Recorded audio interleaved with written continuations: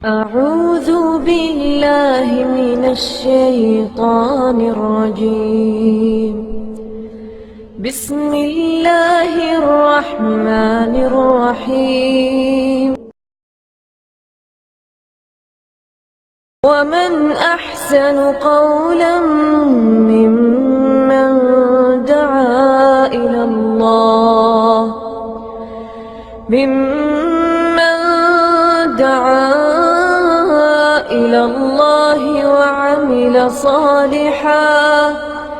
وعمل صالحا وقال إنني من المسلمين.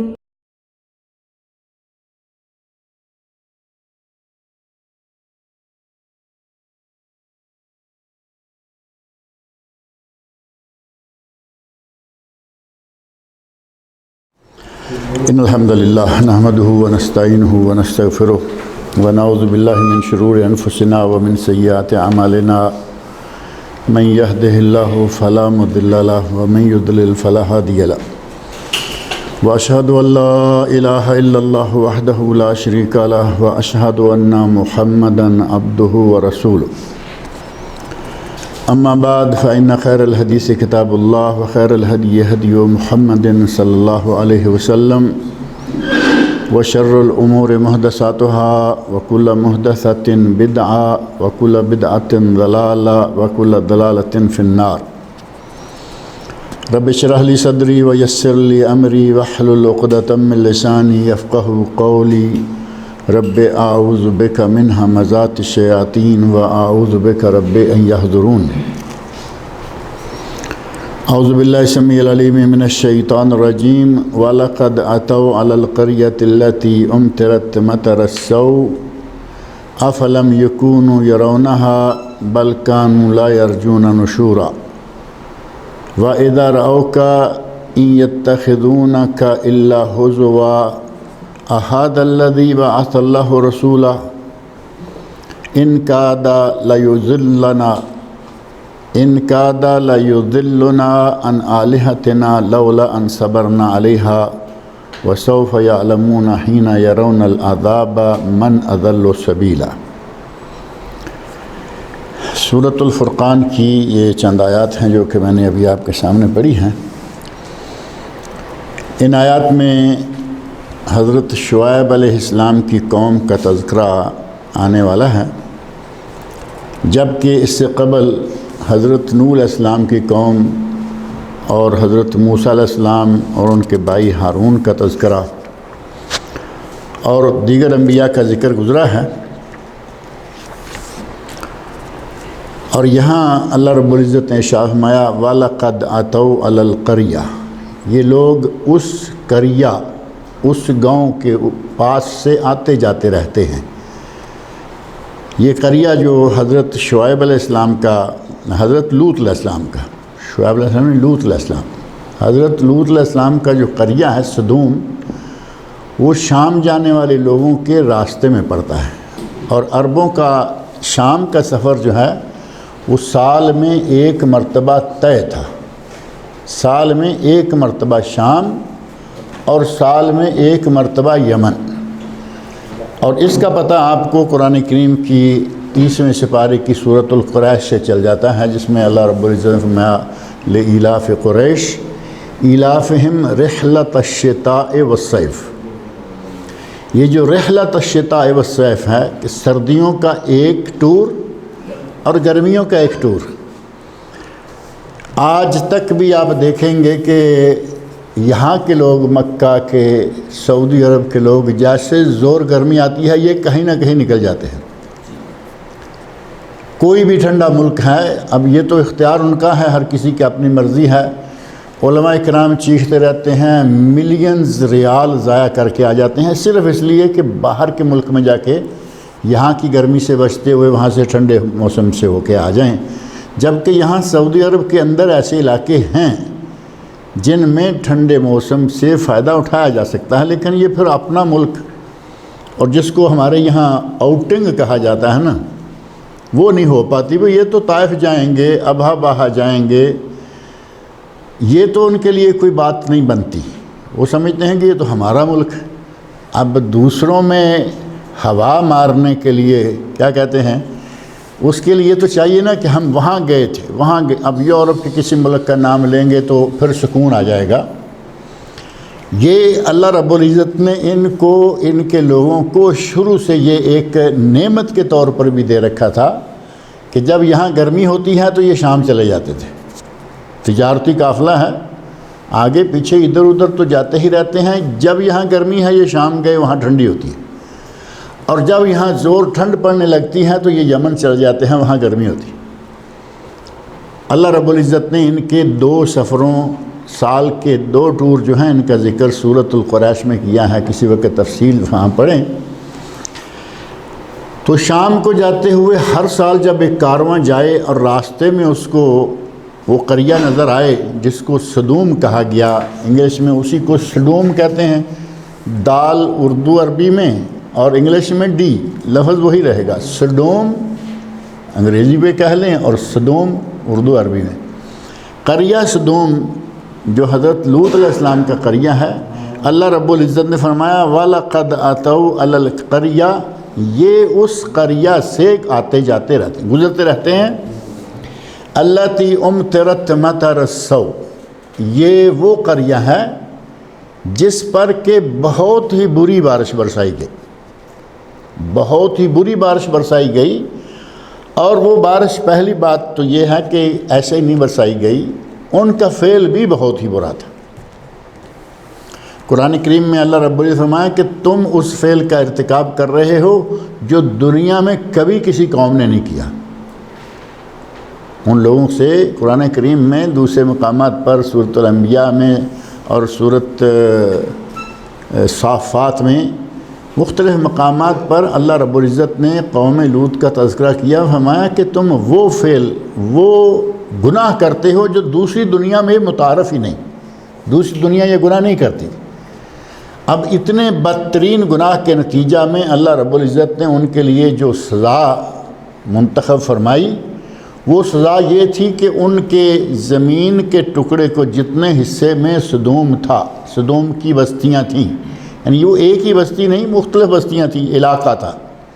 اللہ رب العزت نے پورے علاقے کو، اب اللہ کے پاس طاقتیں ہیں، اللہ کے پاس وہ لوگ ہیں جن میں طاقتیں ہیں۔ فرشتہ آ کے کہتا ہے طائف والوں نے نبی صلی اللہ علیہ وسلم پر ظلم کیا، زیادتیاں کیں، پتھر مارے، لہو لہان کر دیا۔ طائف سے باہر نکل کر آپ ایک انگوروں کے باغ میں رک گئے تو وہاں فرشتہ آ گیا، حضرت جبرائیل امین آئے، سلام کیا اور کہا اے اللہ کے رسول، یہ میرے پاس ملک الجبال ہے، یہ پہاڑوں کا فرشتہ ہے۔ اور پہاڑوں کے فرشتے نے سلام کیا اور کہا کہ میں اللہ کے حکم سے آیا ہوں، اگر مجھے آپ حکم دیں تو میں اس طائف کی بستی کو 2 پہاڑوں میں پیس کے رکھ دوں۔ کتنی طاقت ہے، ہم سے پہاڑ کا پتھر نہ ٹوٹے۔ اور وہ کہہ رہا ہے کہ میں 2 پہاڑوں کو اٹھا کے آپس میں ایسے ملاؤں، ان کو میں پیس کے رکھ دوں۔ اللہ کے نبی نے فرمایا نہیں، مجھے امید ہے کہ اللہ ان کی نسلوں میں سے کچھ ایسے لوگوں کو پیدا کرے گا جو لا الہ الا اللہ پڑھنے والے ہوں گے۔ جس ذات کے پاس اتنی طاقتور قسم کی چیزیں موجود ہیں، اس کے لیے کیا مشکل ہے کہ زمین کے نیچے سے اٹھوائے، آسمان کے قریب لے جا کر الٹائے، پھینکے اور اوپر پتھروں کی بارش برسائے۔ یعنی ان کے فعل یا ان کے اس گناہ کی قباحت و شناعت اتنی تھی کہ ان کو صرف الٹا کے بھی چھوڑ دیا جاتا تو کیا ان کا کچھ بچتا تھا؟ وہ نیچے گرتے، اوپر پورا زمین کا یہ ملبہ گرتا، ان کا تو تہس نہس ہوا ہی ہوا تھا۔ لیکن اللہ رب العزت نے ان کی بدفعلی کے نتیجہ میں اور یہ کیا کہ اوپر پتھروں کی بارش بھی کروا دی۔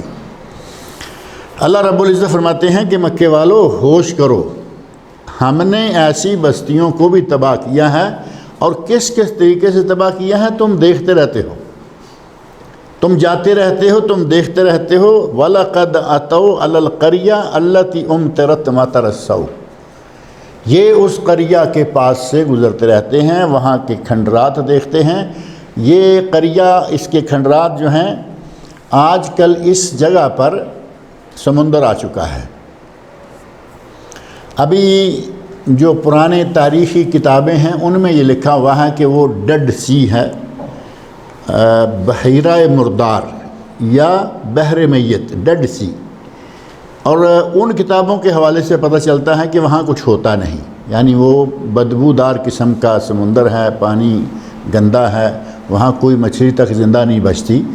لیکن ابھی حال ہی میں ایک آدمی نے ہمیں بتایا، اس نے کہا کہ میں دیکھ کے آیا ہوں. ظاہر ہے کہ بالکل نئی خبر. اس نے کہا کہ ہم اسپیشل وہ علاقہ دیکھنے گئے تو وہاں پتہ چلا کہ انہوں نے اس بحر میت کی جگہ کو آج کل جیسے یہ کارنش سجائے جاتے ہیں نا، وہ باقاعدہ سیرگاہ بنا دی جاتی ہے، اس کو انٹرنیشنل سیرگاہ بنا دیا. یہ لبنان میں پڑتا ہے آج کل، شام، لبنان، سوریہ اور کچھ حصے مصر کے، یہ سارے کا سارا ملک شام تھا. تو کہا کہ آج کل وہ نہ وہ گندا ہے، نہ وہاں بدبو ہے، نہ وہاں یہ ہے، نہ وہ ہے. وہاں تو دنیا جاتی ہے لیکن اتنے حصے کا پانی آج بھی باقی پانی سے زیادہ نمکین ہے. اس وجہ سے لوگ وہاں جاتے ہیں اور کہتے ہیں کہ یہاں سے ایک مرتبہ نہا لیں تو جسم سے کافی بیماریاں ختم ہو جاتی. اب وہ ایک نیا رنگ دے دیا گیا اس مقام کو. جو اہل عذاب کی جگہ تھی جہاں سے گزرنا تیزی کے ساتھ ضروری ہے. نبی اکرم صلی اللہ علیہ وسلم جب تبوک گئے تو تبوک جاتے ہوئے راستے میں مدائن صالح پڑتا ہے. مدائن صالح، حضرت صالح علیہ السلام کی قوم جنہوں نے اونٹنی مانگی، اونٹنی پہاڑ سے نکل آئی، اسے قتل کر دیا، اللہ نے ان کو تباہ و برباد. بہت طاقتور قوم، پہاڑوں کے اندر کھود کھود کر انہوں نے اپنے گھر بنائے ہوئے ہیں. وہ علاقہ آپ لوگوں نے کسی نے دیکھا ہوگا. واقعی وہ حیرت ناک شہر بنا ہوا ہے. لیکن نبی صلی اللہ علیہ وسلم فرمایا کہ جب یہاں سے گزرو یا ہر وہ جگہ جہاں کبھی عذاب نازل ہوا ہو وہاں سے تیزی سے بھاگ جاؤ. حج کے دوران ایک وادی منا، مزدلفہ، عرفات، ان علاقوں میں گھومتے ہوئے ایک جگہ آتی ہے نا. آپ جب نکلتے ہیں عرفات سے مزدلفہ آتے ہیں، مزدلفہ آ کر رکتے ہیں. مزدلفہ سے منا آنے تک وہ وادی ہے جہاں اصحاب الفیل کا واقعہ پیش آیا. نبی صلی اللہ علیہ وسلم نے وہاں سے اونٹنی کو باقاعدہ، حضرت جابر رضی اللہ عنہ جو نبی صلی اللہ علیہ وسلم کے حج کی سب سے زیادہ تفصیلات بیان کرنے والے ہیں، انہوں نے بیان کیا، دیگر صحابہ نے بیان کیا کہ جب نبی صلی اللہ علیہ وسلم وہاں پہنچے تو آپ نے اپنی اونٹنی کو ایڑ لگائی. یعنی اونٹنی والے جو ہیں، گھوڑے والا بھی ایڑ لگاتا ہے، اونٹنی والا اپنے طریقے سے لگاتا ہے. اونٹنی کو تیز کیا اور اس کی نکیل کو کھلا چھوڑ دیا تاکہ وہ تیزی سے یہاں سے نکل جائے. اور جیسے ہی وہ وادی گزر گئے آپ نے وہ کھینچ لی، نکیل کھینچ لی اور پھر آہستہ آہستہ چل دی. پہلے بھی آہستہ تھی، بعد میں آہستہ، اور وہاں سے آپ نے کھلا چھوڑا اونٹنی کو تاکہ یہاں سے جلدی سے نکل جائے. اور مستقل قانون بنا دیا کہ جب بھی کبھی کسی کا گزر کسی ایسے علاقے سے ہو جہاں کبھی عذاب واقع ہوا ہو وہاں سے جلدی سے نکل جاؤ. اور اگر رونا نہ آئے تو کم از کم روحانسی شکل بنا کے نکلو. اب رونا تو ظاہر ہے کہ ہر کسی کو نہیں آتا نا بھئی، یہاں ان لوگوں کا عذاب ہوا اور ہم وہاں، رونا نہیں آتا نا سے کہتے ہیں کہ رونا نہیں تو کم از کم شکل ہی رونے والے تھوڑی سی بنا لو. نبی صلی اللہ علیہ وسلم فرماتے ہیں کہ وہاں سے گزرو تو اس عذاب والی جگہ سے نارمل انداز سے نہیں، تیز نکل جاؤ، روحانسی شکل بنا کے. اگر رو نہیں سکتے تو رونے والا کم از کم ڈیزائن تو اختیار کر. اور وہاں اب کیا ہوا، وہاں باقاعدہ سیرگاہ بن گئے. تقریباً یہی حال یہاں بھی ہو چکا ہے. مدائن صالح آپ اندر داخل ہو جائیں گے، اب وہاں جا کے دیکھیں کوئی وہاں ڈیرا لگا کے بیٹھا ہوا ہے، کوئی وہاں گھومنے کے لیے، دیکھنے کے لیے، عبرت کے لیے جاتے ہو تو وہاں پر رکنے والی کوئی بات نہیں. عبرت گھومتے گھومتے نکل جاؤ، ٹھیک ہے. اللہ رب العزت نے جن جن علاقوں پر جس جس قوم پر عذاب نازل کیا وہ بلا وجہ نہیں تھا، اس کی کوئی وجوہات تھیں. ان وجوہات کی بنا پر عذاب نازل کیا، وہاں ہم جا کے بیٹھ جائیں تو اس کا معنی یہ ہوا کہ ہمیں پرواہ ہی نہیں. عذابوں کی ثوابوں کی ہمیں کوئی پرواہ نہیں ہے، جو ہوتا ہے ہوتا رہے، جو ہو چکا سو ہو چکا، ہم تو اپنی مرضی کریں گے، بالکل غلط بات ہے۔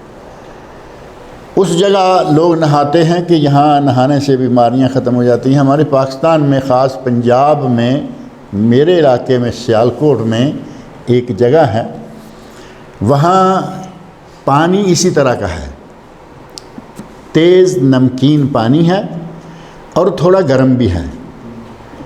کچھ جگہوں پہ اللہ رب العزت کی قدرت دیکھیں کہ پانی نیچے سے ہی گرم نکل رہا ہے۔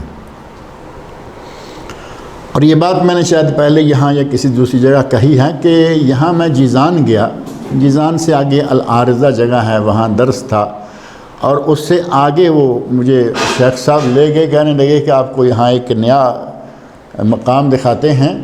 وہاں لے کے گئے، وہاں زمین سے ایسے پانی نکل رہا ہے جیسے کوئی ابلتا ہوا پانی، ہانڈیا میں ابلتا ہوا پانی ہوتا ہے۔ بڑی مشکل سے ہم نے چیک کیا کہ واقعی یہ گرم ہے، عام سا گرم نہیں کہ ہم اس کو دیکھیں، بڑی مشکل سے جیسے آدمی جھٹکا لے کے نکالتا ہے نا ہاتھ کو، اتنا گرم پانی وہاں سے نکل رہا ہے۔ اور اس میں بھی بنائے گئے نہانے وغیرہ کے لیے، کیونکہ وہ پانی بھی اسی طرح قدرتی بات ہے کہ جہاں یہ ایک انوکھا قسم کا پانی نکلے گا وہاں اس میں کچھ نہ کچھ خاصیت ہوگی، نمکین بھی ہے، گرم بھی ہے، یقیناً اس میں جسم سے بیماریاں نکالنے کے، کچھ جراثیم جلانے کے فوائد ہوں گے۔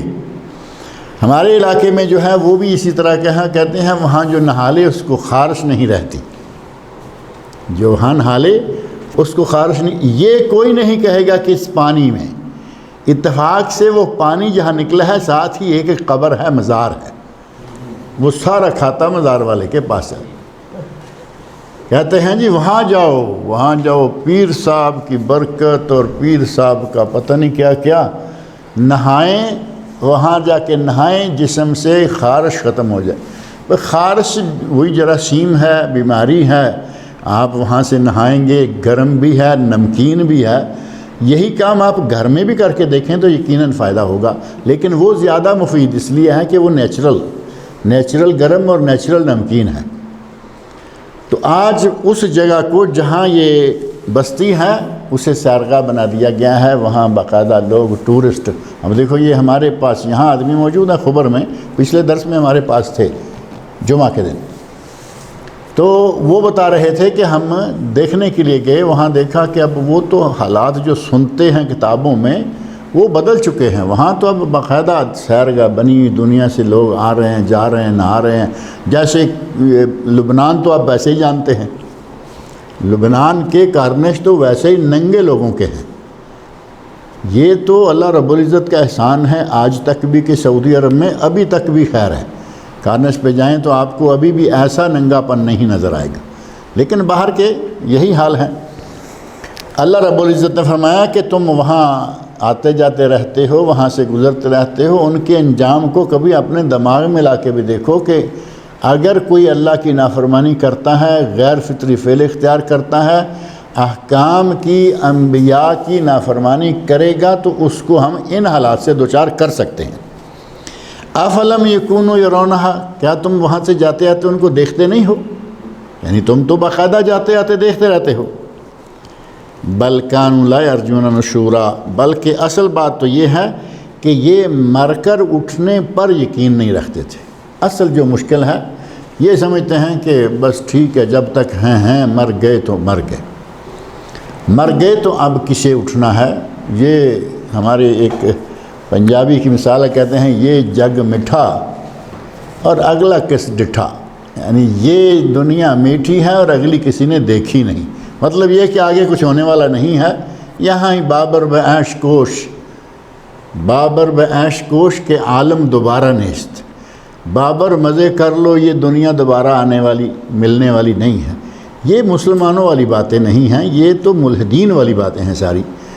یہ دنیا تو نہیں ملے گی لیکن دنیا ملے گی، اور وہ دنیا ملے گی کہ یہ تو ختم ہونے والی ہے، وہ کبھی ختم بھی نہیں ہوگی۔ اگر یہاں رہتے ہوئے اس کھیتی میں کچھ اچھی چیز بولیں گے، جس کو وہاں کاٹیں گے تو پھر ہمیشہ کے لیے وہ کام آئے گی۔ اور اس سے چھوٹی سی دنیا کتنی بڑی دنیا ہے ہماری، ہم آدم علیہ السلام سے لے کے آج تک گنتی کریں تو یہ بنتی نہیں بات، کیونکہ میں تو آدم علیہ السلام کے زمانے میں نہیں تھا نا، میں تو آج پیدا ہوا ہوں، کل مر جاؤں گا، میری ختم ہو گئی بات، میری دنیا تو اتنی ہے نا۔ ہر انسان کی دنیا صرف اتنی ہے جتنے سال وہ زندہ رہتا ہے، نہ پہلی اس کی دنیا نہ بعد والی اس کی دنیا۔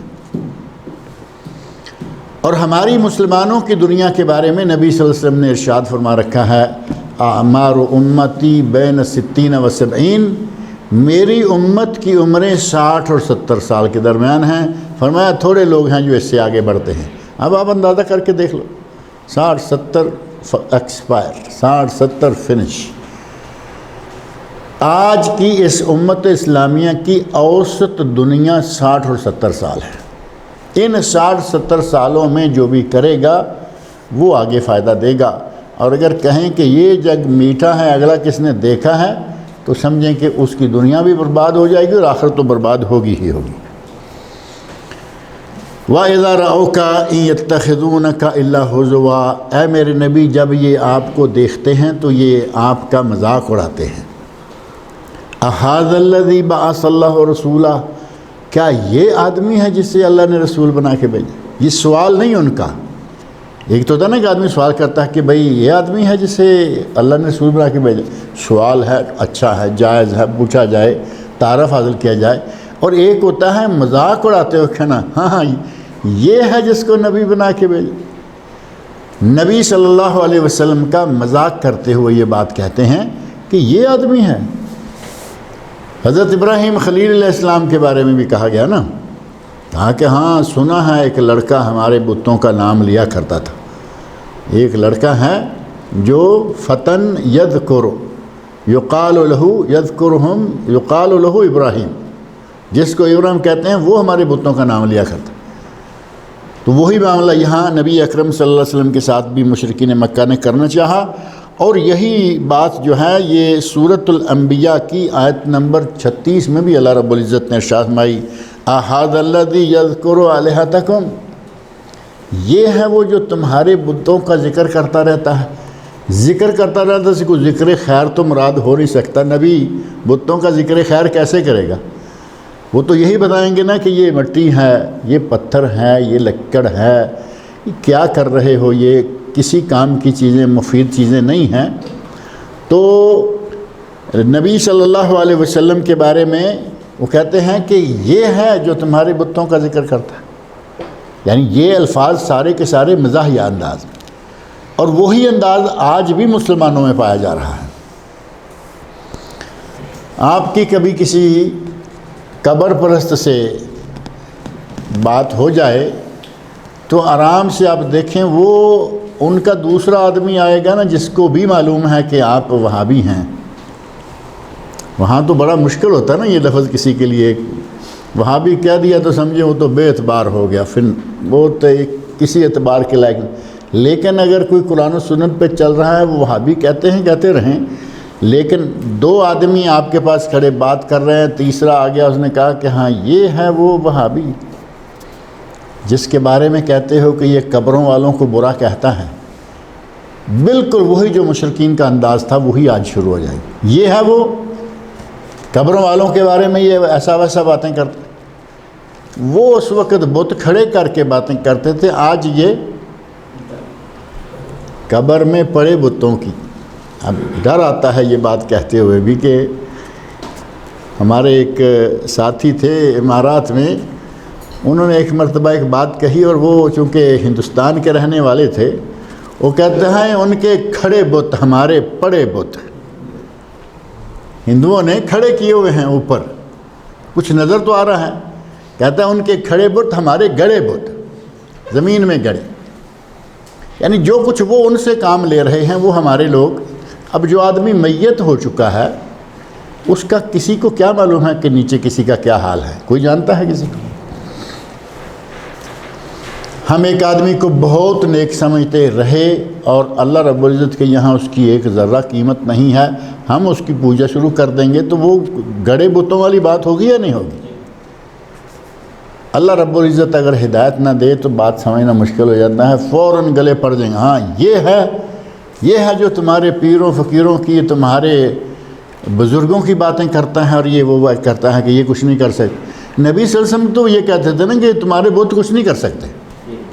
آج اگر آدمی کہے قبر والے کچھ نہیں کر سکتے، آپ یقین جانیں کہ بات کرتے ہوئے تعجب آتا ہے۔ صحابہ کرام رضی اللہ عنہم اتنے پاک باز اور اتنے سمجھدار، اگر کوئی کہے کہ آج سے 1450 سال پہلے لوگ اتنے سمجھدار کیسے ہو سکتے ہیں، میں سمجھتا ہوں جتنے سمجھدار وہ تھے شاید قیامت تک اتنا سمجھدار کوئی نہیں آئے گا۔ اللہ کو اتنے محبوب کہ اللہ نے اپنی رضا کا سرٹیفکیٹ دے دیا، رضی اللہ عنہم ورضوا عنہ۔ یہ سرٹیفکیٹ اب کہاں ملے گا کسی کو؟ اتنے لائق فائق، اتنے سمجھدار لوگ، بارش نہیں ہو رہی، دنیا کے آدم علیہ السلام سے لے کے قیامت تک آنے والے تمام انسانوں کے افضل ترین انسان کی قبر شہر میں ہے۔ نبی صلی اللہ علیہ وسلم مدینہ میں دفن ہے نا، اور یہ مدینہ کا واقعہ ہے۔ بارش نہیں ہو رہی، حضرت عمر فاروق رضی اللہ عنہ کے پاس آ کے کہتے ہیں امیر المومنین بارش نہیں ہو رہی۔ آپ بتائیے انصاف کے ساتھ کہ کیا اس قبر سے دنیا میں کوئی اچھی قبر ہو سکتی ہے؟ اس قبر سے مقدس، اس قبر سے مبارک، اس شخص سے بڑا دنیا میں کوئی نہیں ہو سکتا۔ سب سے بڑے، سب کے سردار محمد رسول اللہ صلی اللہ علیہ وسلم۔ عمر فاروق نے یہ نہیں کہا کہ چلو بھائی چلتے ہیں، سرکار سے جا کے دعا کروا لیتے ہیں، سرکار سے جا کے بارش منگوا لیتے ہیں، یہ کر لیتے ہیں، نہیں۔ حضرت عباس کے پاس گئے، زندہ ہیں، اور معلوم ہے کہ نبی کا خاندانی تعلق چچا ہیں۔ کہا عباس تمہیں معلوم ہے کہ نبی صلی اللہ علیہ وسلم ہمارے پاس جا کے، ہمارے ساتھ جا کے بارش کے لیے دعا کروایا کرتے تھے، دعا کیا کرتے تھے، آپ ہمارے ساتھ چلو۔ صلاۃ الاستسقاء پڑھی گئی، حضرت عباس رضی اللہ عنہ نے دعا مانگی، صحابہ نے آمین کہی، جیسے بارش آیا کرتی تھی بارش آ گئی۔ ان لوگوں کو نہیں سمجھ آتی تھی کہ ہم کس قبر پہ چلے جائیں، لیکن وہ عظیم لوگ، وہ صحیح دماغ لوگ، ہمارا دماغ جو ہے اس میں پتہ نہیں کیا کیا کچھ بھرا جا چکا ہے، ہمیں سیدھی راہ دکھتی نہیں صحیح طور پر، ہم فوراً ٹیڑھے ترچھے راستے سے ہوتے ہوئے کسی نہ کسی قبر کی طرف ہی جا کے رکتے ہیں۔ صحابہ کرام نے نبی صلی اللہ علیہ وسلم کی قبر تک جانا اس حوالے سے گوارا نہیں کیا، کیونکہ انہیں معلوم ہے کہ نبی صلی اللہ علیہ وسلم کو ہم نے اپنے ہاتھوں سے دفن کیا ہے، بات ختم۔ اللہ رب العزت ہدایت عطا فرمائے۔ کہتے ہیں احاذ الذی بعث اللہ رسولہ، یہ ہے جس کو اللہ نے رسول بنا کے بھیجا ہے۔ اور یہی بات جیسا کہ میں نے ذکر کیا سورۃ الانبیاء کی آیت 36 میں کہتے ہیں احاذ الذی یذکر آلہتکم، یہ ہے جو تمہارے بتوں کا نام لیتا ہے، تمہارے الہوں کا، تمہارے خداؤں کا ذکر کرتا ہے۔ ان کاد لیضلنا عن آلہتنا لولا ان صبرنا علیہا، کہتے ہیں کہ اگر ہم نہ جمے رہتے، اب یہ اپنی دیکھے بہادری دکھا رہے ہیں، اگر ہم بتوں کی پوجا پہ جمے نہ رہتے تو یہ تو ہمیں گمراہ کر دینے لگا تھا۔ یعنی بتوں کی پوجا سے ہٹا کے اللہ کی پوجا پہ لگانا ان کے نزدیک گمراہی۔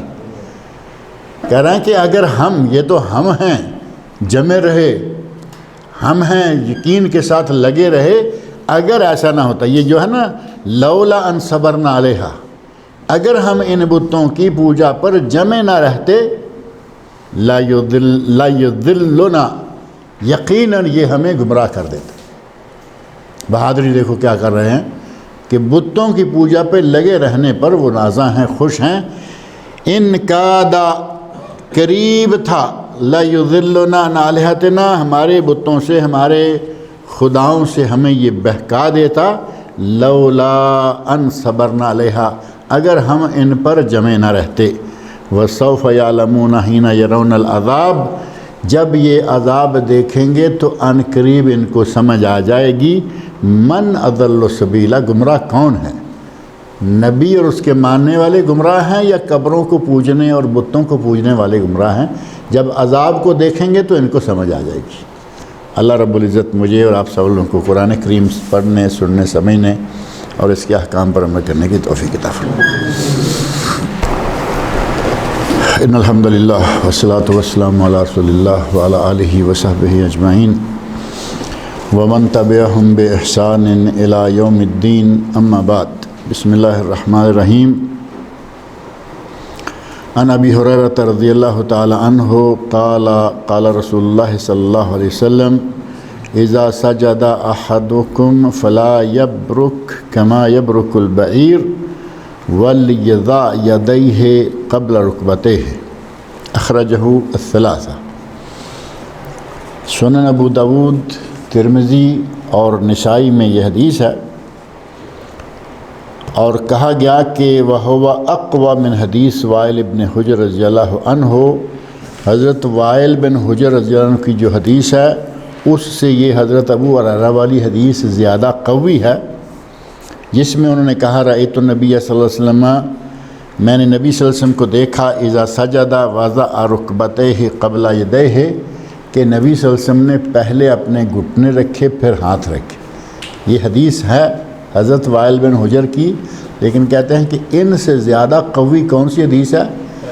جو حضرت ابو ہریرہ والی ہے کہ پہلے ہاتھ زمین پر رکھیں اور پھر گھٹنے رکھیں۔ اخرجہ الاربعہ، اسے سنن اربعہ کے اصحاب نے روایت کیا ہے۔ فإن للأول شاہدا، پہلی حدیث جو حضرت ابو ہریرہ والی ہے اس کی تائید کرنے والی اور حدیث بھی ہے جو کہ حضرت عبداللہ بن عمر رضی اللہ عنہما سے مروی ہے، اور اسے امام ابن خزیمہ نے اپنی صحیح میں ذکر کرنے کے بعد صحیح کہا ہے۔ وذکرہ البخاری معلقا موقوفا، اور امام بخاری نے اسے اپنی صحیح بخاری میں معلق اور موقوف شکل میں باقاعدہ ذکر بھی کیا ہے۔ تو اس کا معنی یہ ہوا کہ حضرت ابو ہریرہ والی حدیث صحیح بخاری میں بھی موجود ہے، اور صحیح ابن خزیمہ میں حضرت عبداللہ بن عمر رضی اللہ عنہ کی حدیث ہے، اور حضرت ابو ہریرہ والی حدیث جو ہے وہ ابن ماجہ کو چھوڑ کر سنن اربعہ میں موجود ہے۔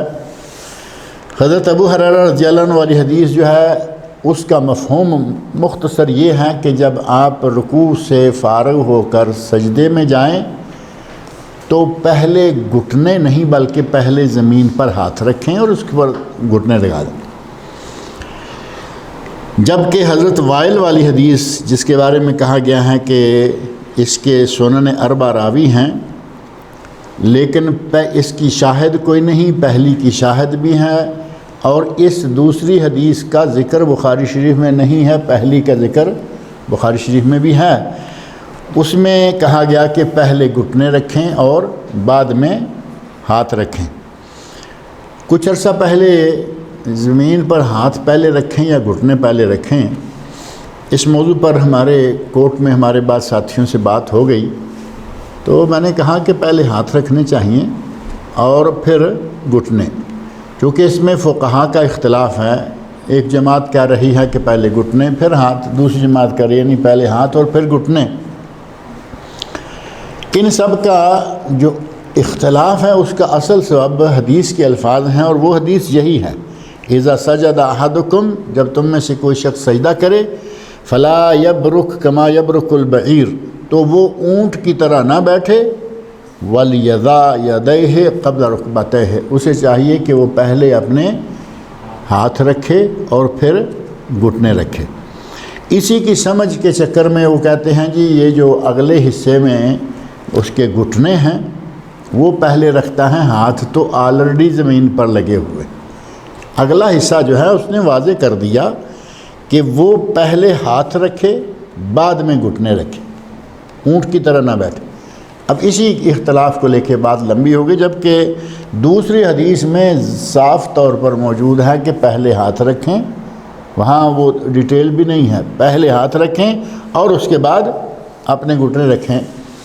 ہمارے ساتھی کہنے لگے کہ شیخ ابن عثیمین رحمۃ اللہ علیہ نے فتویٰ دیا ہے کہ پہلے گھٹنے رکھیں پھر ہاتھ، تو میں نے کہا کہ ٹھیک ہے، یقیناً علماء کرام کا دونوں طرف قول ہیں، ادھر بھی ملتا ہے ادھر بھی ملتا ہے، لیکن یہ بات آپ کو ماننی پڑے گی کہ جب گھٹنے پہلے رکھیں تو یہ ساری عمر آدمی نہیں کر سکتا۔ نماز ساری عمر کے لیے ہے نا، تھوڑے دنوں کے لیے نہیں ہے۔ میں نے کہا اگر گھٹنے پہلے رکھنے کی بات آپ کریں گے تو ساری عمر اس پر عمل نہیں کر سکے گا۔ اب آپ اندازہ کر لیں، آپ تو ماشاءاللہ سارے جوان ہیں، اگر کوئی ذرا تھوڑا بوڑھا ہو اور وہ کہے کہ میں گھٹنے پہلے رکھوں گا تو گھٹنے توڑے گا یا نہیں اپنا آپ سنبھالنا مشکل ہوتا ہے، گھٹنے کہاں پہلے زمین پہ لگائے گا تو پھر دوسری رکعت کے لیے شاید اسے کوئی اٹھائے تو اٹھائے۔ اور جوانوں کا حال آپ دیکھ لیں، کسی پورٹیبل مسجد میں نماز پڑھی، میں نے ایک دن پہلے بھی یہاں بات کی تھی، پورٹیبل مسجد میں نماز پڑھیں گے تو یہ جو کڑ ہے سیمنٹ پہ تو نہیں آئے گی نا زمین پہ آئے گی، وہ پورٹیبل میں چونکہ نیچے لکڑی ہے اوپر قالین ہے، وہ ٹھک ٹھک ٹھک کی آواز آتی۔ ایک تو یہ کہ یہ ٹھک ٹھک کی آواز جو ہے وہ نماز کے اندر اتنی زیادہ آئے، ہر کسی کی چاروں رکعتوں میں آئے بار بار، یا مغرب کی 3 میں، فجر کی 2 میں، تو یہ بھی تو کوئی میرا خیال ہے اتنی صحیح بات نہیں ہے۔ انڈیا کی کچھ مساجد میں اسلام میں پرانی ٹیکنالوجی ہونے کی وجہ سے ساؤنڈ اور وائبریٹ ایک ساتھ ڈبل سسٹم، ایک پہلے ساؤنڈ ہے پھر وائبریٹ بھی ہو رہی ہے۔ مقصد یہ کہ اگر سنت کے مطابق، ہم نہیں کہتے کہ ان کا خلاف سنت ہے، جو صحیح سامنے آنے والی سنت ہے اس کے مطابق آدمی کھڑا ہے، سمجھ اللہ ہونے مطلب نیچے جانا ہے، نیچے آرام سے جائے جیسے نارملی آدمی جاتا ہے۔ کچھ لوگوں کو دیکھا کہ وہ کچھ تھوڑا سا رویہ غلط کرتے ہیں، اس سے کوئی اتنا اچھا بھی نہیں لگتا، وہ کھڑے یہاں سے ایسے کرتے ہی وہ آگے ہاتھ جیسے اوپر سے ہی ہاتھ آگے پھیلا کے، نہیں، آرام سے نیچے آئیے، زمین کے قریب پہنچ کر پہلے ہاتھ رکھیے پھر گھٹنے رکھ لیجئے، آگے پیچھے لمحے کی بات ہے، صرف صحیح پہ بھی عمل ہو جائے گا اور دوسروں کو بھی تکلیف نہ ہوگی۔ وہ جب دیکھتے ہیں نا کہ آدمی کھڑا ہے اور وہ ایسے جیسے کوئی ایک اسپیشل پوزیشن لے کے آدمی نیچے کی طرف آتا ہے، اس کی ضرورت نہیں ہے، نارملی نیچے آئیے، زمین کے قریب آ کر ہاتھ رکھیے اور بعد میں گھٹنے رکھ لیجئے، کوئی مسئلہ نہیں بنتا۔ شیخ عثیمین رحمۃ اللہ علیہ کا فتویٰ میں نے کہا کہ نکالو، جہاں انہوں نے لکھا ہے وہ فتویٰ نکالو، فتویٰ نکالا گیا، پرنٹ نکال کے لے آئے، وہیں کہنے لگے کہ یہاں یہ ہیں جگہ دار ہے کہ ان کا آج کل آسانی ہے کہ جانے کی کتابیں لانے کی ضرورت نہیں پڑتی، وہیں سے آن لائن نیٹ پہ سے وہ فتویٰ جو ہے اس کا پرنٹ نکال کے وہ کہتے ہیں جی یہ ہے جو تم مانگ رہے تھے۔ میں نے کہا ٹھیک ہے، فتویٰ میں نے پڑھا، چونکہ یہاں سعودی عرب میں اکثریت علماء کی اس کی قائل ہے کہ پہلے گھٹنے اور پھر ہاتھ، یہ قائل ہیں، اس میں کوئی بات نہیں ایسی۔ اب اس میں وہی بات پھر آ گئی، شیخ عثیمین رحمۃ اللہ نے اپنے فتوے میں لکھا کہ پہلے گھٹنے پھر ہاتھ، لیکن جب ذرا زیادہ عمر ہو جائے یا کمزوری ہو جائے تو پہلے ہاتھ رکھ سکتا ہے، کیا جو بعد میں جا کے پھنسے ہوئے کرنا ہے، اگر پہلے سے شروع کر دو تو کیا ہے اس میں؟ سیدھی سیدھی بات ہے کہ نماز ساری عمر کے لیے، وہ بڑھاپے کے لیے نہیں، اس کے احکام الگ نہیں ہیں، وہ باقی ایام کے لیے الگ نہیں ہیں۔ یہ تو رکوع سے سجدہ جانا تو ہر کسی کے لیے ہے، ہر حال میں ہے، تو وہ آخری عمر میں آ کے مان جاتے ہیں اور پہلی عمر میں نہیں مانتے۔ ایک حدیث اور ہے اس طرح کی، اس ایک ہی حدیث میں 2 مسئلے ہیں، اس میں رفع دین کا ذکر بھی ہے، رکوع سے پہلے اور رکوع کے بعد، اور اسی میں جو سجدے سے اٹھ کے ایک مرتبہ بیٹھا جاتا ہے جس کو جلسہ استراحت کہتے ہیں، اس کا بھی ذکر ہے۔ اب جب باری آتی ہے رفع دین، حدیث ایک ہے، یہ ذہن میں رکھیں، اگر یہ ذہن میں رہا تو باقی مسئلہ سمجھ میں آ جائے گا۔ حدیث ایک ہے، اسی حدیث میں ہے کہ نبی صلی اللہ علیہ وسلم نے رکوع جاتے ہوئے، رکوع سے آتے ہوئے رفع دین کی۔ اسی حدیث میں ہے کہ جب آپ سجدے سے اٹھے تو بیٹھ گئے اور بیٹھ کے پھر آپ اٹھے جلسہ استراحت کر کے۔ جب باری آتی ہے رکوع کی تو کہتے ہیں کہ یہ پہلی عمر کی بات ہے، بعد میں آپ نے رفع دین چھوڑ دی تھی، پہلی عمر کی بات ہے۔ اور جب باری آتی ہے جلسہ استراحت کی، کہتے ہیں یہ آخری عمر کی بات ہے، بوڑھے ہو گئے تھے، جسم باری ہو گیا تھا تو اس وقت آپ بیٹھ کے اٹھتے تھے۔ بات سمجھ میں آئی ہے نہیں؟ کتنی تنگ نظری، کتنا تعصب ہے اپنی بات پہ، اتنا اڑ گئے کہ ایک ہی حدیث کو آپ نے بانٹ دیا۔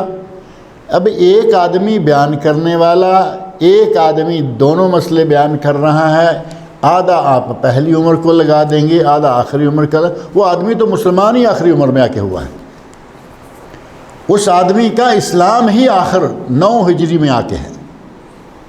نبی صلی اللہ علیہ وسلم کے آخر 8 یا 9 میں 1 یا 2 سال آخری اس نے دیکھے. اس نے تو پہلی عمر دیکھی نہیں آپ کی. لیکن وہ چونکہ جب ہم بات کریں گے تو سامنے والے بیچارے ہوتے ہیں جی ٹھیک ہے وہ پہلے میں ہوا ہوگا یہ آخری میں ہوا ہوگا. تو یہاں یہ اونٹ کے بیٹھنے کے مسئلے کو بھی اسی طرح لیا گیا اور اس مسئلے کو بڑا لمبا کر دیا گیا، جبکہ آسان طریقہ ہے، سنت ہے. پہلی عمر میں، درمیانی عمر میں، ادھیڑ عمر میں، بڑھاپے کی عمر میں، سب میں فائدہ دے جائے گا کہ آرام سے نیچے آئیے، ہاتھ لگائیے، بعد میں گھٹنے لگا لیجیے. وعن ابن عمر رضی اللہ عنہما ان رسول اللہ صلی اللہ علیہ وسلم کان اذا قعد للتشہد وضع یدہ الیسرى علی رکبتہ الیسرى والیمنى علی الیمنى وعقد 53 واشار باصبعہ السبابہ. رواہ مسلم. وفی روایت لہ وقبض اصابعہ کلها واشار باللتی تلی الابہام. یہاں تشہد بیٹھنے کا طریقہ بتایا گیا ہے کہ نبی صلی اللہ علیہ وسلم جب آپ قعدہ کے لیے، تشہد کے لیے قعدہ کرتے، قعدہ کہیں تو وہی جگہ ہے اور تشہد کہیں تو وہی جگہ ہے، کیونکہ قعدہ کا معنی بیٹھنا اور تشہد کا معنی تشہد پڑھنا، اشہد ان لا الہ الا اللہ جو اتحیات میں آتا ہے وہ ساری نماز میں وہی ایک جگہ ہے جہاں آتا ہے. قعدہ تشہد ہمارے یہاں دونوں الفاظ معروف ہیں. جب آپ تشہد کے لیے قعدہ کرتے بیٹھتے تو دایاں ہاتھ دائیں ران پر، بایاں ہاتھ بائیں ران پر، یا دایاں ہاتھ دائیں گھٹنے پر اور بایاں بائیں گھٹنے پر، رکبہ. اور یہ بھی ثابت ہے کہ تھوڑا سا رکبے سے پیچھے ران کی طرف ہاتھ آ جائے تو کوئی مسئلہ نہیں. لیکن کچھ لوگوں کو دیکھا گیا کہ ایسے اپنے پیٹ کے ساتھ جو ران جڑی ہو یا وہاں ہاتھ رکھ کے بیٹھے ہوتے ہیں وہ صحیح نہیں ہے. گھٹنا اور گھٹنے کے ساتھ ران ہے، وہاں ظاہر ہے کہ تھوڑا ہاتھ پیچھے کھینچیں گے، گھٹنے پہ بھی ہوگا، ران پہ بھی ہوگا، کوئی عرض نہیں ہے. لیکن یہ کہ آپ پیٹ کے ساتھ ران کے ساتھ ہاتھ رکھ کے وہ پوزیشن جیسے آپ محسوس کر سکتے ہیں نا میری، وہ اس طرح کی پوزیشن ہوتی ہے اتحیات بیٹھنے، ایسے نہیں بلکہ وہ پوزیشن اتحیات کی ایسے ہونی چاہیے، گھٹنے پہ آپ کے ہاتھ ہو. اور خاص بات یہ ہے کہ آپ کا دایاں ہاتھ دائیں گھٹنے پر، بایاں بائیں گھٹنے پر، اور دائیں ہاتھ سے آپ 53 بناتے تھے. 53 عربی کا 53 جو ہے نا وہ یہ ہوتا ہے، یہ ہے عربی کا 53. آپ دیکھ رہے ہیں نا، ایک یہ ثابت ہے کہ اس طرح اس انگلی کی جڑ میں انگوٹھا لگا دیجئے اور ان 3 کو بند کر دیجئے.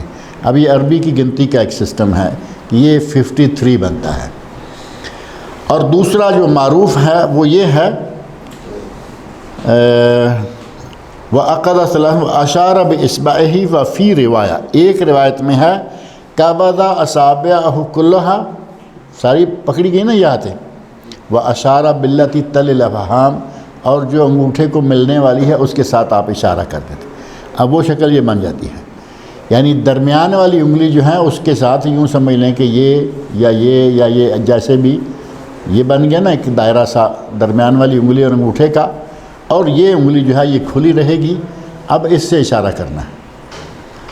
شافعیہ کے یہاں وہ کھڑا کر کے بس بھول جاتے ہیں آخر نماز تک کہ اس کو ہلانا ہے، نہیں بھائی کہ روایت کے طور پر یہ سمجھیں کہ ان کے پاس بھی ہے کہ بس اس کو کھڑے رکھنا ہے. ایک ہماری جماعت ہے پاکستان انڈیا کی، وہ ایسے ران پہ ہاتھ رکھے ہوئے ہیں، جیسے آیا نا اشہد ان لا الہ الا اللہ تو کھولا بند کیا، کھولا یک دم، وہ بس اشارہ کرنے تک پتہ نہیں کیسے بند رکھنا گوارا کر لیتے. جبکہ علماء احناف میں سے، اور کتاب بھی بڑی مشہور و معروف ہے بہشتی زیور، جسے ان کے یہاں بڑا مقام حاصل ہے، جہیز میں بھی وہ بیٹیوں کو دے کے بھیجتے ہیں، اور بہت ساری عجیب و غریب باتیں بھی اس کتاب میں لکھی ہوئی ہیں. یعنی اس کا یوں سمجھیں کہ بہت سارا مٹیریل قابل اعتراض ہے، لیکن دیتے ہیں، چلے وہ دیتے رہیں. اس میں بھی لکھا ہوا ہے کہ نبی صلی اللہ علیہ وسلم جب بیٹھتے تھے تو بیٹھتے ہی اپنے ہاتھ کو اس طرح کر لیتے تھے، یعنی بیٹھتے ہی اپنے ہاتھ کو اس انداز سے رکھنا ہے. اب جب بیٹھتے ہی یہ کریں گے تو پھر یہ سنت سے کیسے ثابت ہوگا؟ تمہاری تو اپنی کتاب کہہ رہی ہے، تمہارا اپنا مولوی کہہ کے گیا، بہت بڑے عالم ان کے نزدیک، وہ تو کہتے ہیں حکیم الامت، تو ہمیں کوئی اعتراض بھی نہیں ہے، بڑے عالم تھے، حکیم الامت تھے، یہ بات بھی صحیح رکھی۔ تعویذوں والی اعمال قرآنی پوری کتاب لکھ کے گئے، اس میں بھی بڑی کاروائیاں انہوں نے ڈالی ہیں۔ عورت بچے کو جنم دینے لگے تو ران پر تعویذ باندھے۔ اب بتاؤ کہ ان کی کاروائیاں اور وہ جانے۔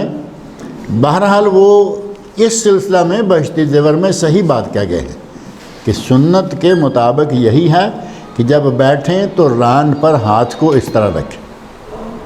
اب پھر انگلی ہلانے والی بات الگ ہے، وہ ان کے نزدیک وہ بھی اتنا ہی ہے کہ اشہد ان لا الہ الا اللہ پہ اٹھانی بھی ہے اور گرانی بھی ہے، لا الہ پہ اٹھانی ہے اور اللہ پہ گرا لینی۔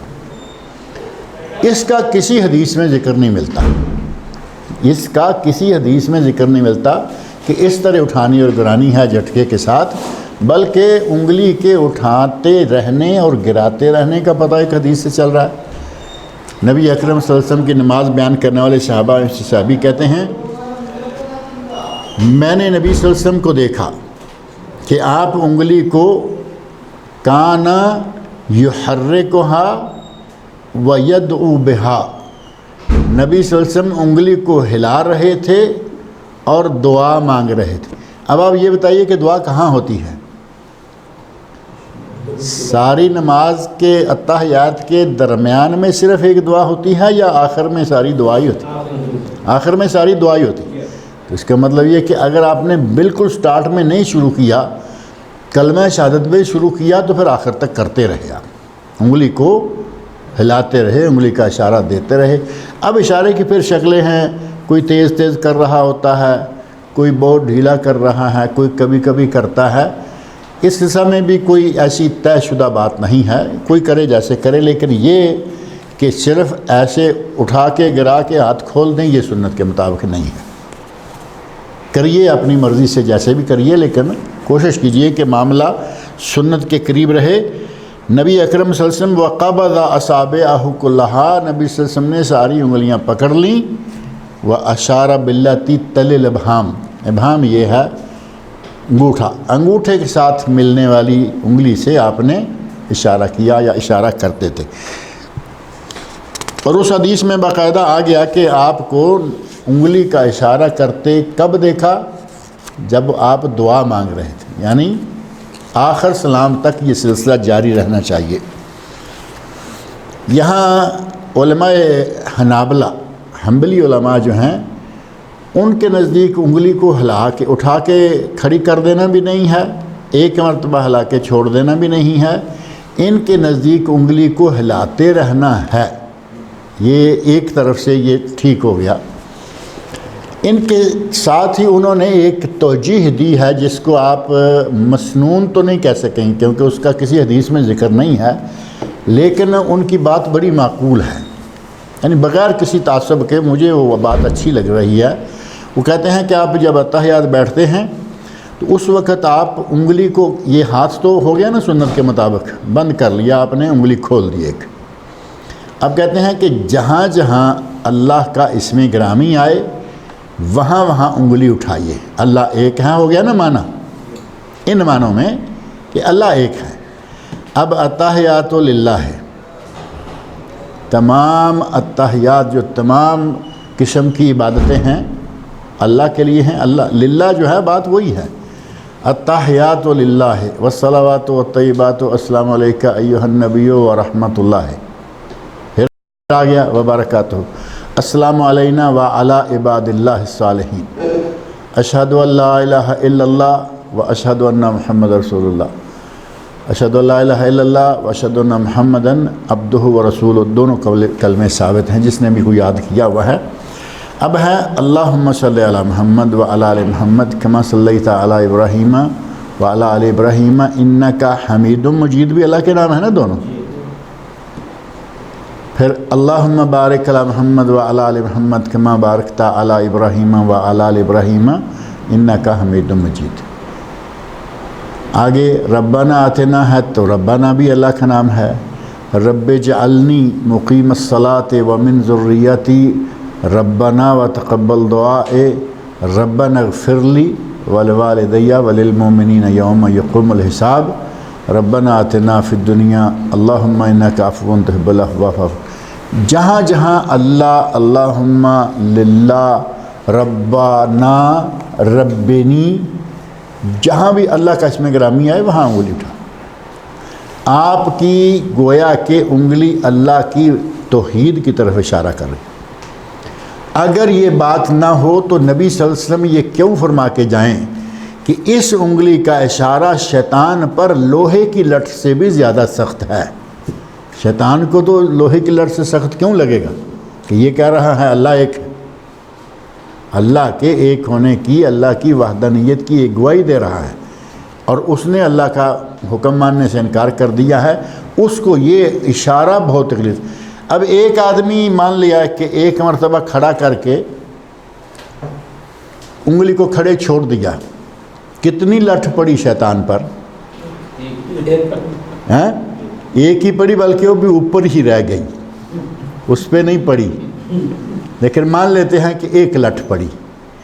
دوسرا ہے وہ موقع بموقع گرا رہا ہے، لٹھ پڑ رہی ہے، اور اگر حملی نقطہ نظر کو لے لیا جائے تو وہ جتنی مرتبہ اٹھائے گا اتنی مرتبہ تو لٹھ پڑے گی۔ اب آپ کو اختیار ہے کہ آپ جیسے چاہیں کریں۔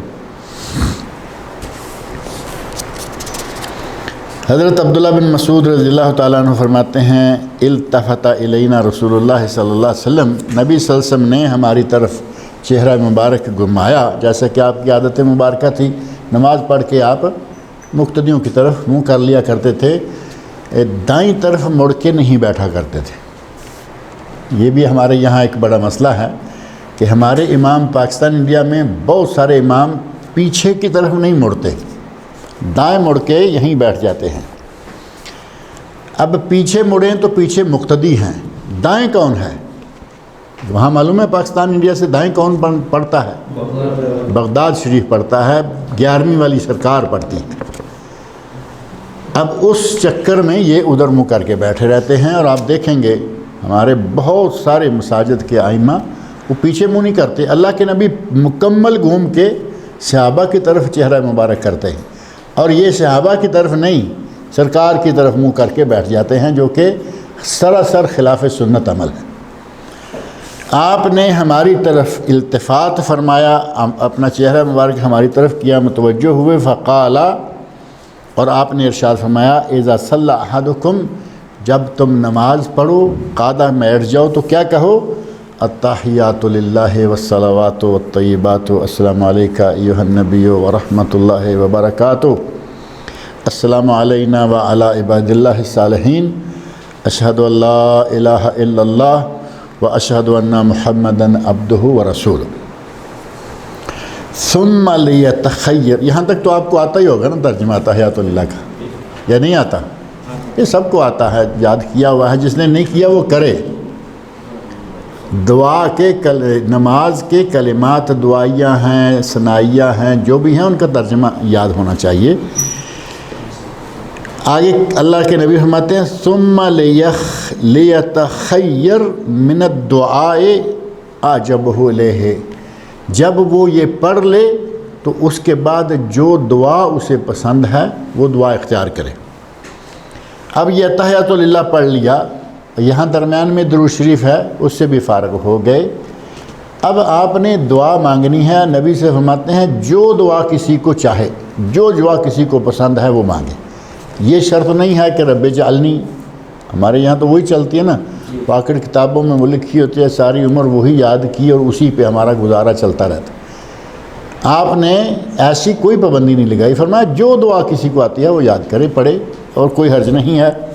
اور یہی وہ الفاظ ہیں جن الفاظ کو لے کر بہت سارے علماء نے کہا کہ آدمی جس زبان میں چاہے دعا کر سکتا ہے، کیونکہ اللہ کے نبی نے فرمایا ہے کہ پھر جو دعا چاہے مانگے۔ یہاں پھر علماء کرام کی دونوں جماعتیں الگ الگ سے ہو گئیں، کہا کہ نہیں، ایک کہہ رہے ہیں کہ صرف مسنون دعائیں یا کم از کم عربی میں ہوں، اور دوسرے کہہ رہے ہیں کہ نہیں، جس میں بھی کوئی مانگے گا اللہ ساری زبانیں جانتا۔ میں نے کچھ عرصہ پہلے ایک مضمون لکھا تھا جو اردو نیوز کے روشنی ایڈیشن کے 2 صفحوں میں انہوں نے دیا تھا. اس میں یہ بات ان کے سب کے دلائل ذکر کیے کہ وہ کیا کہہ رہے ہیں اور وہ کیا کہہ رہے ہیں, ان کے دلائل کیا ہیں, ان کے دلائل کیا ہیں, اور پھر ایک خلاصے کے طور پر دونوں کے دلائل کو جمع کرنے کی ایک شکل میں نے ذکر کی تھی. اور وہ یہ کہ آپ اس معاملے کو اس طرح حل کر سکتے ہیں کہ جب آپ فرض پڑھ رہے ہوں تو صرف مسنون عربی دعا کی حد تک رہیں, کیونکہ یہ فرض کا معاملہ پہلے مکمل بلا اختلاف کلیئر کر لیں. صرف عربی میں رہیں اس پر تو اتفاق ہے نا سب کا, مسنون پہ رہیں یہ اتفاق والی بات. اختلاف ہے اپنی زبان والا. اب اس نماز کو آپ نے مکمل کیا, آپ نے سنتیں پڑھنی ہیں, نوافل پڑھنے ہیں, بلکہ زیادہ بہتر یہ ہے کہ کسی وقت رات کو 2 رکعت نماز پڑھیے, 4 سجدے آئیں گے, 4 سجدوں میں اگر فی سجدہ 5 منٹ بھی آپ دعا مانگیں تو آپ کو 20 منٹ ملیں گے. 20 منٹ میں اردو, پنجابی, ہندی, سندھی, بنگالی, ملباری کسی زبان میں دعا مانگی, اختلاف سے بھی نکل گئے اور کام بھی ہو گیا.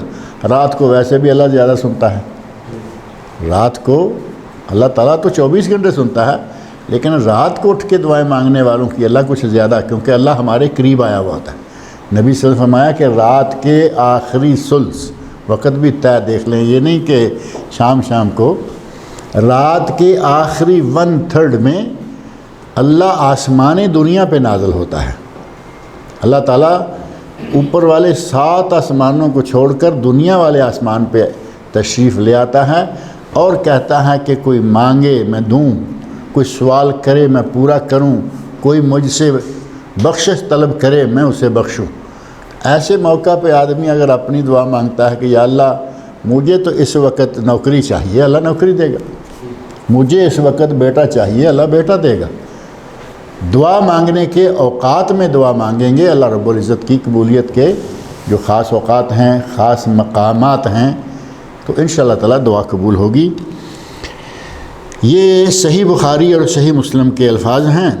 نسائی میں ہے کنا نقول قبل ان یفرض علینا التشہد, تشہد کے فرض ہونے سے پہلے ہم یہ کہا کرتے تھے. اور مسند احمد میں ہے ان نبی صلی اللہ علیہ وسلم علمہ التشہد, نبی صلی اللہ علیہ وسلم نے ہمیں تشہد سکھلایا, التحیات للہ ہے. وامرہ ان یعلمہ الناس, اور مجھے حکم دیا کہ میں لوگوں کو بھی یہ سکھلاؤں. اور صحیح مسلم میں حضرت ابن عباس رضی اللہ عنہ کے الفاظ ہیں کہ نبی صلی اللہ علیہ وسلم یعلمنا التشہد, نبی صلی اللہ علیہ وسلم ہمیں جو تشہد سکھایا کرتے تھے اس میں تھوڑا سا اختلاف میں فرق, کلمات میں فرق ہے.